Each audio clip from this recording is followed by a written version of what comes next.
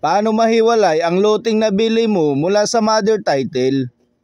Kapag bumili ka ng lote na bahagi lang ng mas malaking lupa, kadalasan nasa isang mother title pa ito sa LRA. Para maging sarili mong titulo ang lupa mo, kailangan itong i-subdivide at i-transfer. Narito ang step by step guide kung paano mo ito mapapahiwalay sa mother title. Una, ipasurvey mo muna ang lote. Ito ang pinakaunang dapat mong gawin. Kukuha ng licensed geodetic engineer para masukat ang lupa at magawa ang subdivision plan.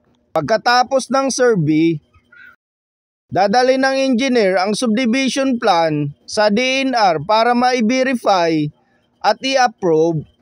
Kapag approve na, pwede nang mag-proceed sa titling. Pangatlo, Registry of Deeds. Dito mo ipapasa ang mga documents gaya ng Approved Subdivision Plan, Deed of Sale, Mother Title, Tax Clearance, CER from BIR at iba pang requirements. Dito magsisimula ang proseso para mailipat ang lupa sa pangalan mo. Kailangan ding bayaran ang Capital Gains Tax o DST sa BIR, transfer of tax sa City Hall, registration fee sa ROD.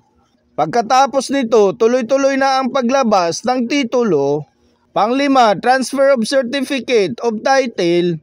Kapag kumpleto na ang lahat, lalabas na ang bagong transfer of certificate of title o TCT sa pangalan mo, meaning hiwalay na ang lote mo mula sa mother title. At ang panghuli, bagong tax declaration. Pumunta sa assessor's office para lumabas ang bagong tax declaration sa pangalan mo. At yun, legit na sa'yo na talaga ang lupa.